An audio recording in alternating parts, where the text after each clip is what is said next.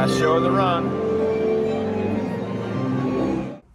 Hey, I'm Brian Czach. Welcome back to my YouTube channel. I know I haven't posted any drumming videos here in a while, so I just wanted to get on here and start maybe doing that again. What a concept.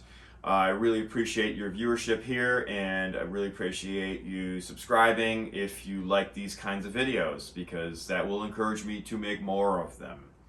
So what have I been doing the past month or so? Well, in the last week I played a string of shows with the Nashville Symphony here in Nashville, and we got to perform with guest artist Titus Burgess and his musical director on piano.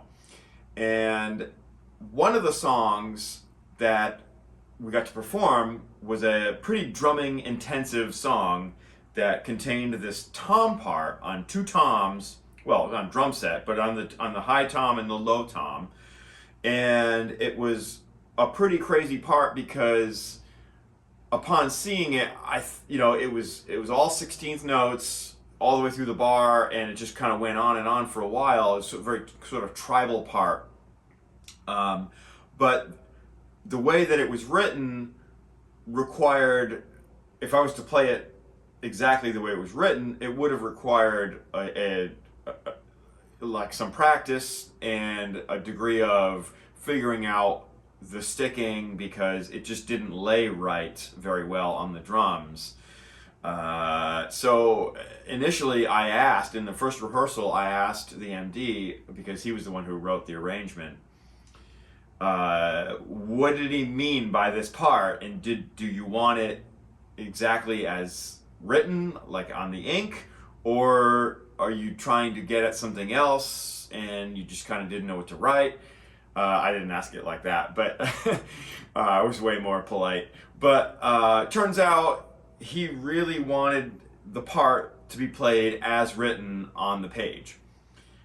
And so I was like, oh, okay, well, I'm gonna have to work that up a little bit, because it just doesn't lay right again with the rights and lefts and the high, the high and low. And so I'm gonna include a transcription of the part in link to the description section of this video, so if you want to look at that.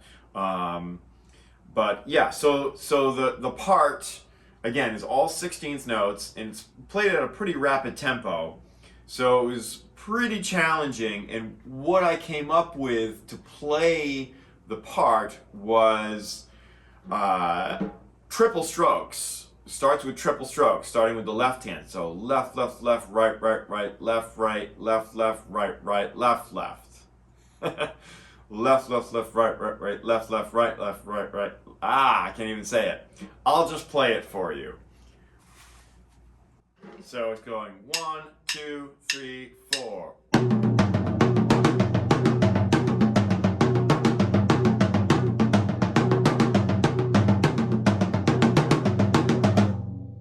Okay, so I have the snares turned off. I was instructed to turn off the snares because we didn't want the snare buzzing and rattling. So we wanted a nice clean tom sound. And in addition to that, we have kick drum notes playing the 1 E and 2 and. So 1 So I'll add the kick now. It's going to be 1, 2, 3, 4.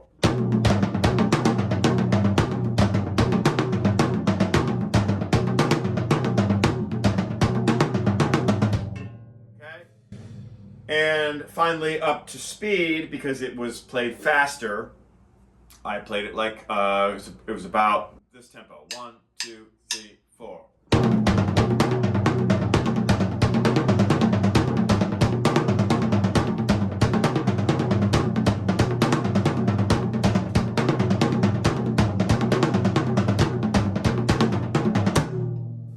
All right.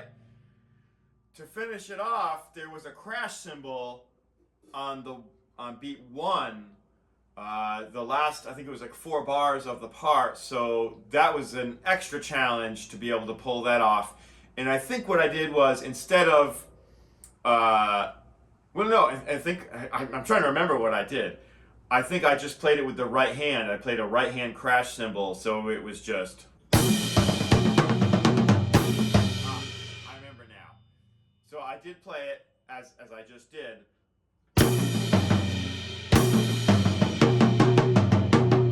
And right there, instead of playing that last double on the tom, I just played an eighth note and figured, because the tempo was going so fast that no one would really know. So ultimately what I played was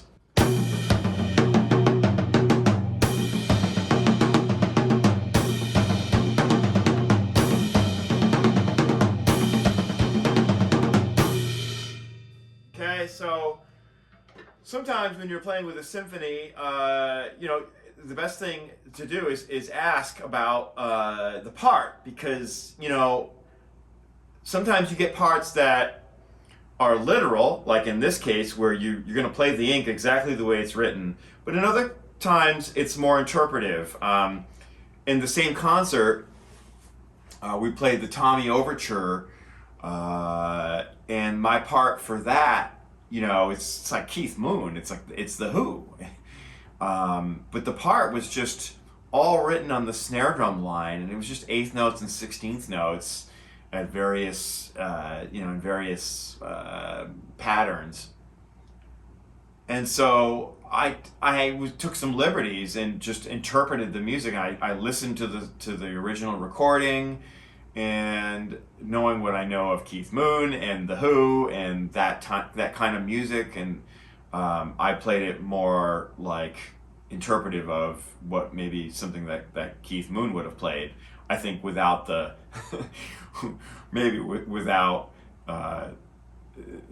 you know, the complete abandonment that Keith Moon amazingly played with, but I just tried to incorporate some of that into the part. So, you know, the whole point of this video is just to show sometimes you'll get a part handed to you, and you may have to figure out a sticking that's going to work, that's going to make it work. Now, I can think of another sticking that probably would have worked. And in fact, it might have been a better sticking, but with the short amount of time that I had to practice this part, I just came up with that triple stroke idea. And it was, for me, it was just less movement between the toms and just made it easier to play while looking at the part, while looking at the conductor to make sure that I'm with him as well.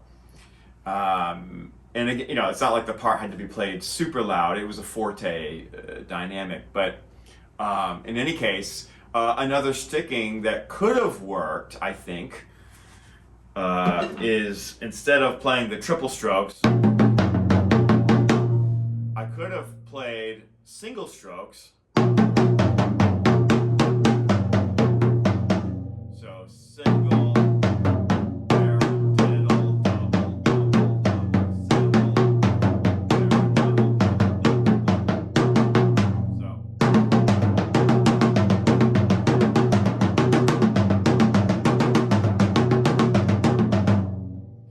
So I think if I were to play this song again, or have more time to work it up, that's probably the sticking that I would go with. And that's because for me, singles tend to speak better than especially triple strokes. It's harder to make each triple stroke speak as well as a single stroke does, because you're getting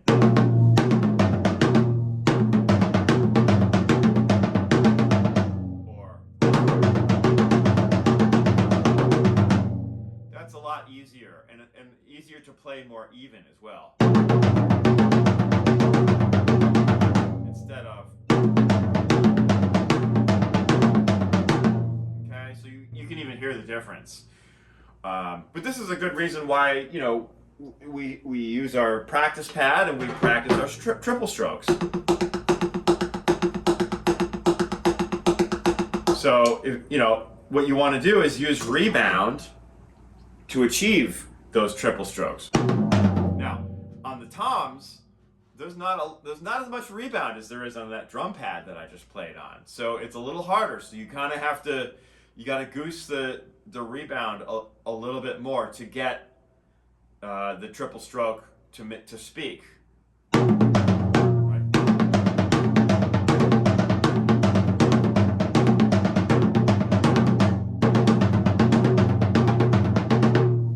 Right now it's a lot easier to play the singles. So if I were to go back again, I would work it up to play the singles and play that paradiddle on the high tom as I was showing you earlier.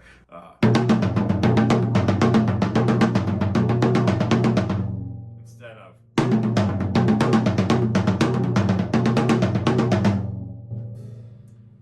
pretty much the same result though. Anyway, that's it for today. Thanks for checking out the video. Thank you for subscribing, and I really appreciate it because it really goes a long way to help me and encourage me to keep making videos of these kind. I know I've been kind of MIA, you might call it, lately, especially with the drumming videos, the instructional style videos. I would like to do more of these when I have time, but you know, it does take time, so I really, really appreciate your support. You know, all the time that it takes to make these videos, it takes gear, it takes planning, it takes time at the computer to edit them down and make them sound and look good, and that's all time that is away from my family and or other business activities that I could be attending to, like learning new music. I have a ton of new music to learn for the rest of this week. But here I am on camera showing you this lick that I played last week in last week's show. So, it goes a long way. Just give me a like. Please subscribe. I really appreciate your viewership here, and stay tuned for more videos. Take care for now.